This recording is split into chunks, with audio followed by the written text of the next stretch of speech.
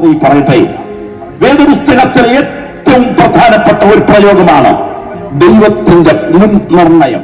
ജനിക്കുന്നതിന് മുൻപ് ദൈവത്തിന്റെ ദിവ്യ പദ്ധതി നമ്മുടെ മേൽ പ്ലാൻ ചെയ്യപ്പെട്ടിരിക്കുന്നു. സ്തോത്രം. ഒരു വസ്തുത ഓർക്കുക, അതുകൊണ്ട് ദൈവത്തെ സ്നേഹിക്കുന്നവർക്ക്, നിർണയപ്രകാരം വിളിക്കപ്പെട്ടവർക്ക് സകലതും നന്മയ്ക്കായി കൂടി വ്യാപരിക്കുന്നു. ഈ വാക്യം വിശ്വസിക്കുന്ന എത്ര ദൈവമക്കൾ ഇവിടെയുണ്ട്?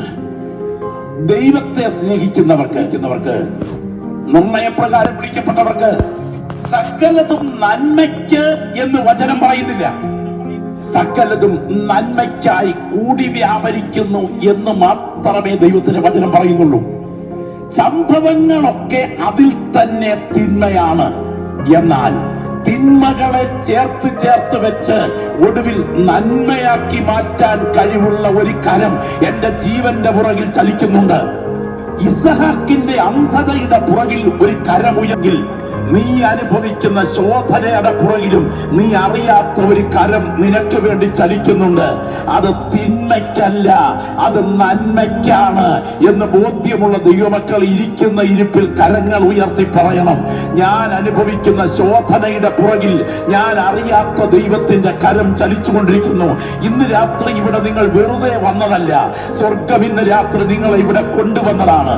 നിങ്ങളുടെ ജീവന്റെ പുറകിൽ ആ കരം അസാധാരണമായി ഉയർന്നു നിൽക്കുന്നു.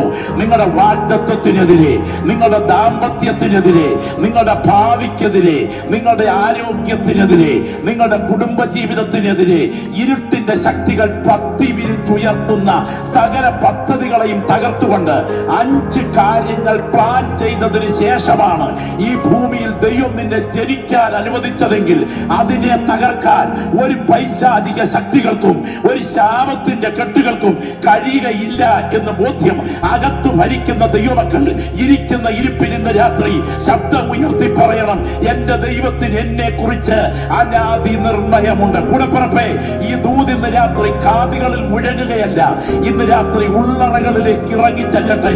നിന്റെ മനസ്സിനെ വല്ലാതെ വ്യാകുലപ്പെടുത്തി, നിന്റെ ഹൃദയത്തെ വല്ലാതെ ഉലച്ച്, ആരോടും തുറന്നു പറയാൻ കഴിയാതെ മനസ്സ് രാത്രിയിലെ ആ ഏകാന്തതകളിൽ ഭാരപ്പെട്ട് ഹൃദയത്തിന്റെ ഉള്ളിലെ വേദന നിമിത്തം ഉറക്കം കെടുന്ന സാഹചര്യങ്ങളെ അടിച്ചുമാറ്റി ഇന്ന് രാത്രി എന്റെ ജീവിതത്തിന്റെ പ്രതികൂലങ്ങൾ എത്ര വലുതാണെങ്കിലും എന്റെ അപ്പച്ചൻ അറിയാതെ എനിക്കൊന്നും സംഭവിക്കില്ല എന്ന ബോധ്യം അകത്ത് ഭരിക്കുന്ന ദൈവമക്കൾ ഇന്ന് രാത്രി ശബ്ദമുയർത്തി പറയണം, ലോകത്തിലെ സകല പദ്ധതികൾക്കപ്പുറത്ത് ഞാൻ സേവിക്കുന്ന ദൈവത്തിന് എന്നെ കുറിച്ച് മഹത്തായൊരു പദ്ധതിയുണ്ട്. 5 കാര്യങ്ങൾ നേരത്തെ പ്ലാൻ ചെയ്തിട്ടാണ് എന്റെ ദൈവം എന്നെ ജനിക്കാൻ അനുവദിച്ചിരിക്കുന്നത്. ഓ, രക്തത്താൽ ജയം, രക്തത്താൽ ജയം. ഹല്ലേലൂയ. നിങ്ങൾ പ്രത്യേകം ശ്രദ്ധിക്കുക. ഞാൻ ഇങ്ങനെ ആ വേദഭാഗം റോമാലേഖനം 8-ാം അധ്യായത്തിൽ ധരിക്കുകയാണ്. അവൻ മുന്നറിഞ്ഞവരെ, ഒന്ന് കരം ഉയർത്തി പറയാമോ, എന്റെ ദൈവം എന്നെ മുന്നറിഞ്ഞതാണെന്ന്? ഒന്ന് ശബ്ദം ഉയർത്തി പറയാമോ, എന്റെ ദൈവം എന്നെ മുന്നറിഞ്ഞതാണെന്ന്? ഒന്ന് കരം ഉയർത്തി അഭിമാനത്തോടെ പറയാൻ കഴിവുള്ള ദൈവമക്കൾ എത്ര പേര് ഇവിടെയുണ്ട്? അവൻ മുന്നറിഞ്ഞവരെ, തന്റെ പുത്രൻ അനേകം സഹോദരന്മാരിൽ ആദ്യജാതനാകേണ്ടതിന് അവന്റെ സ്വരൂപത്തോട് അനുരൂപ മുൻ നിയമിച്ചിരിക്കുന്നു. അടുത്തത്, മുൻ നിയമിച്ചവരെ വിളിച്ചും വിളിച്ചവരെ നീതീകരിച്ചും നീതീകരിച്ചവരെ തേജസ്കരിച്ചു വിളിക്കുന്നു. അങ്ങനെയാണെങ്കിൽ 5 കൂട്ടം കാര്യങ്ങൾ നേരത്തെ പ്ലാൻ ചെയ്തതിന് ശേഷമാണ് ഈ ഭൂമിയിൽ ദൈവം എന്നെ ജനിക്കാൻ അനുവദിച്ചിരിക്കുന്നത്. ഒന്നുകൂടെ പറയുന്നു.